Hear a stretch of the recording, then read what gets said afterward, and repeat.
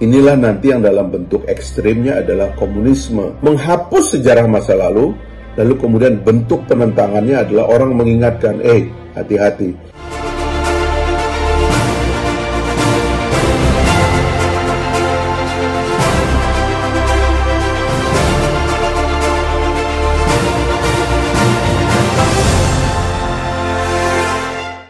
Teman-teman, saya mau menjelaskan satu problem kalau teman-teman penasaran kenapa isu PKI itu atau Partai Komunis Indonesia itu tidak berhenti atau selalu saja muncul. Dan belakangan ini itu salah satunya adalah karena didrive oleh adanya keinginan kelompok orang untuk melonggarkan ketetapan di dalam ketap MPR atau ketetapan MPR yang melarang partai komunisme dan ajaran komunisme di Indonesia. Mungkin kita harus tahu akar dari persoalannya, dan mungkin video ini penting untuk menjelaskan kenapa sih kok isu PKI, Partai Komunis atau komunisme itu di Indonesia, bendera Palu Arit dan seterusnya atau lambang Palu Arit itu terus saja muncul. Kayak nggak ada habis-habisnya gitu. Padahal kita tahu bahwa komunisme berakhir di Indonesia itu tahun 65, tahun 66 ya. Pasca apa yang disebut sebagai peristiwa G30S. Meskipun tentu bagi kaum komunis mereka menentang cap G30S itu dikenakan kepada PKI, dan itulah sebabnya selalu ada penasaran yang terus-menerus dan tidak pernah berhenti tentang Partai Komunis ini. Sebenarnya kita memang harus secara arif dan bijaksana untuk menemukan akar persoalannya. Lalu kita nanti akan mencoba untuk mengatasinya atau berhadapan dengannya gitu. Karena apapun di dunia ini juga kan, meskipun komunisme itu nyaris tidak ada ya dalam pengertian yang terimplementasi di dalam kehidupan ya, kecuali ada beberapa negara yang mengaku masih memakai komunisme seperti di China, kemudian juga di Korea Utara ya. Saya kira di Amerika Latin itu sudah habis, tetapi dia menjadi momok karena kita tidak menghadapinya secara baik atau kita tidak tahu akar dari persoalannya. Nah, itulah sebabnya kalau kita menjelaskan ini nanti ini akan menjadi fondasi kita berpikir. Kalau menurut saya ya, akarnya adalah memang bangsa Indonesia itu pernah terbelah dua, atau secara historis memang perdebatan tentang Indonesia itu memang terbelah dua. Dari awal itu terbelah dua gitu. Jadi transformasi Indonesia dari kerajaan-kerajaan itu yang melalui masa penjajahan yang begitu panjang, lalu kemudian memutuskan untuk membentuk sebuah republik, itu pernah terjadi pembelahan yang dahsyat tentang dasar dari republik baru itu gitu. Apa yang harus dijadikan fondasinya, falsafahnya, pandangan hidupnya ya. Nah, debatnya itu ya terbelah menjadi dua kubu itu ya. Kubu pertama adalah kubu yang ingin sekali supaya dasar bagi Indonesia itu adalah sekularisme ya. Inilah nanti yang dalam bentuk ekstrimnya adalah komunisme. Karena pada dasarnya sekuler pun, kalau kita melihat sekuler yang ada di barat, itu adalah bukan menolak agama, tetapi menolak agama di ruang publik. Nah, dalam bentuk yang paling ekstrim itu komunisme tidak saja menolak agama di ruang publik, tetapi juga menolak agama di ruang privat. Buat mereka, agama tidak punya tempat. Nah, itu adalah aliran pertama yang dalam gradasinya bermacam-macam tentunya, tetapi bentuk ekstrimnya adalah komunisme. Nah, itulah sebabnya nanti kalau ada orang yang ingin menyerang kelompok itu, sebenarnya mereka bukan komunis, sekuler aja mungkin, tetapi itu kemudian diseret kepada tuduhan yang paling ekstrim, yaitu komunisme. Nah, yang kedua adalah ya tentu mereka yang sekarang ini menang, yaitu Indonesia adalah negara yang berketuhanan, ya kan? Atau ada yang dalam bentuk ekstrimnya itu negara agama, tapi dianggap itu sudah selesai dengan berdirinya Pancasila, dan kelompok itu pun sebenarnya menerima Pancasila sebagai dasar negara.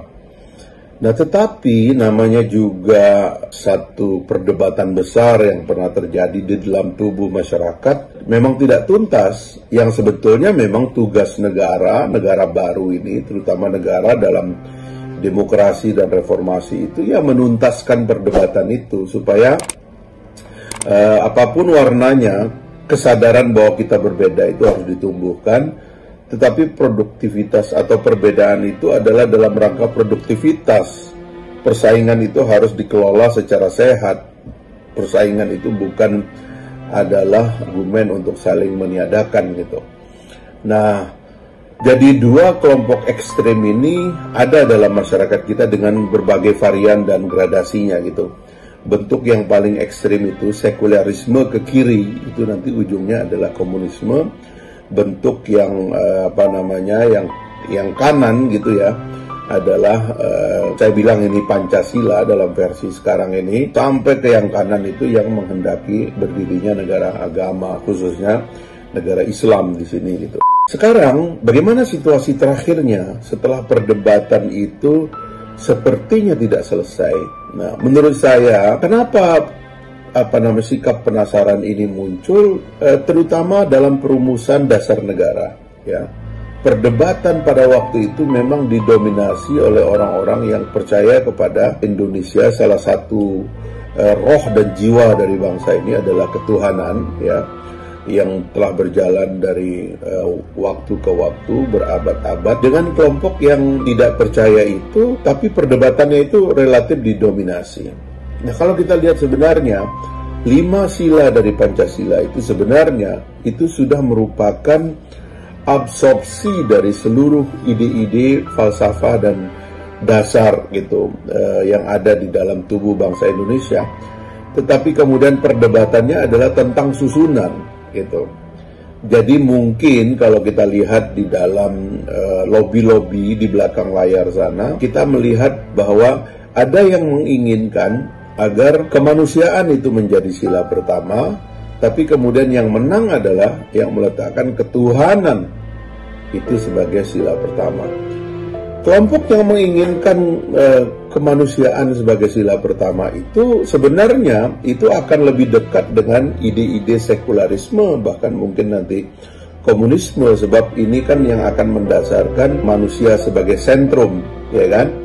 Lalu kemudian yang kedua ini adalah yang dianggap yang sekarang ini menganggap ini ketuhanan itu sila pertama, atau meletakkan ketuhanan sila pertama, sehingga kemudian Tuhan itu sebagai sentrum. Orang-orang sebelah kiri ini menganggap bahwa itu menyebabkan manusia menjadi tidak rasional, ya kan? Tetapi orang yang sebelah kanan ini mengatakan ide-ide atau falsafah materialisme kemanusiaan ya, itu bisa mengantarkan munculnya negara yang chauvinistik, materialistik gitu.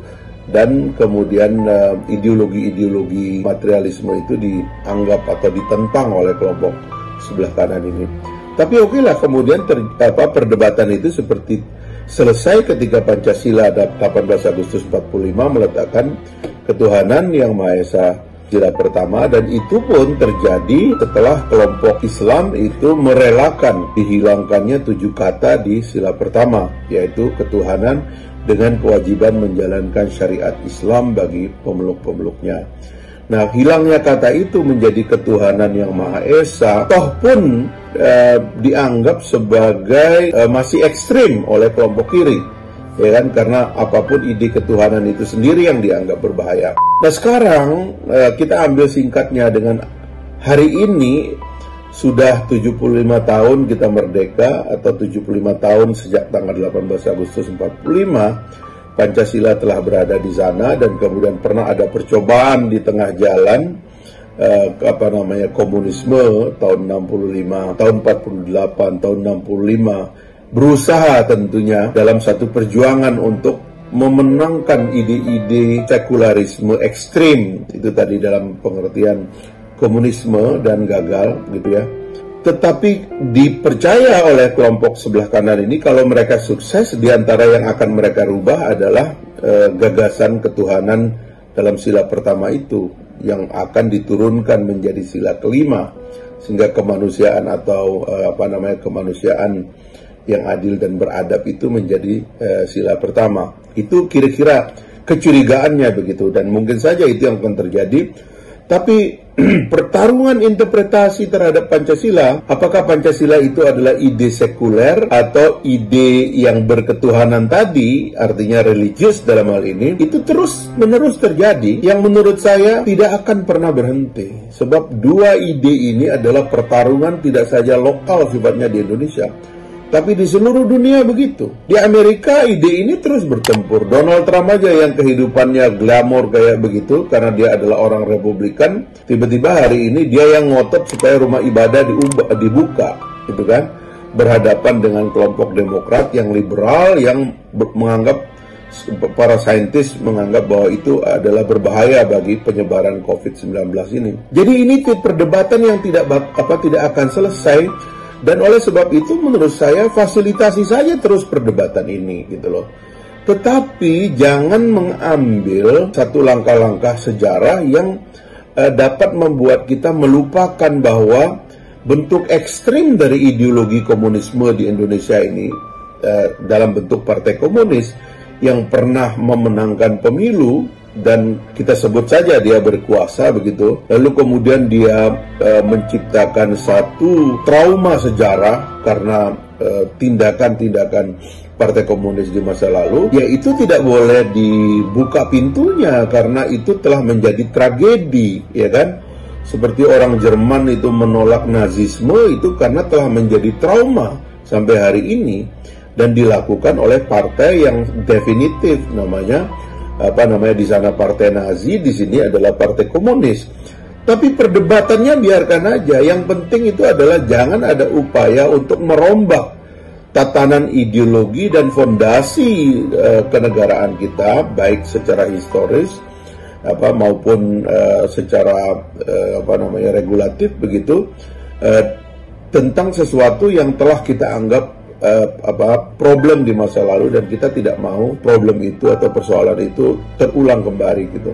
Jadi menurut saya itulah kira-kira kenapa setiap ada ide-ide ekstrim kaum sekuler ini yang mengarah kepada menghapus sejarah masa lalu kemudian bentuk penentangannya adalah orang mengingatkan, hati-hati, ini adalah kebangkitan PKI. Menurut saya concern itu beralasan dan masuk akal. Dan oleh sebab itu, lebih baik perdebatannya kita arahkan kepada mendalami makna dan arti Pancasila. Sebab Pancasila ini adalah absorpsi dari keseluruhan nilai-nilai. Dan bagaimana kita caranya mensolidkan gagasan Republik kita yang berdasar Pancasila itu menjadi ideologi yang punya kemampuan untuk mengungkit energi dari bangsa kita untuk menjadi bangsa besar dan bangsa pemenang. Harusnya itulah fokusnya, bukan konflik ideologinya yang ditonjolkan, tapi bagaimana ideologi ini menjadi working ideology, sesuatu yang dapat hidup dan menjadi sumber inspirasi bagi masyarakat dalam hidup dan bekerja, sehingga mereka menjadi manusia yang lebih unggul, lebih produktif, lebih mampu menghadapi tantangan-tantangan global dan tantangan-tantangan kemanusiaan yang kita hadapi hari ini. Baik yang kemarin itu ada ideologi terorisme, ya kan, ekstremisme, sekarang ini ada COVID dan sebagainya. Harusnya ideologi diuji dalam masa-masa seperti ini. Tetapi sekali lagi, kita sering menyimpang dari kepentingan itu. Oleh sebab itu, ini waktunya kita mengetahui apa yang terjadi dan memperbaikinya untuk kebangsaan kita atau untuk kepentingan kita di masa-masa yang akan datang. Terima kasih.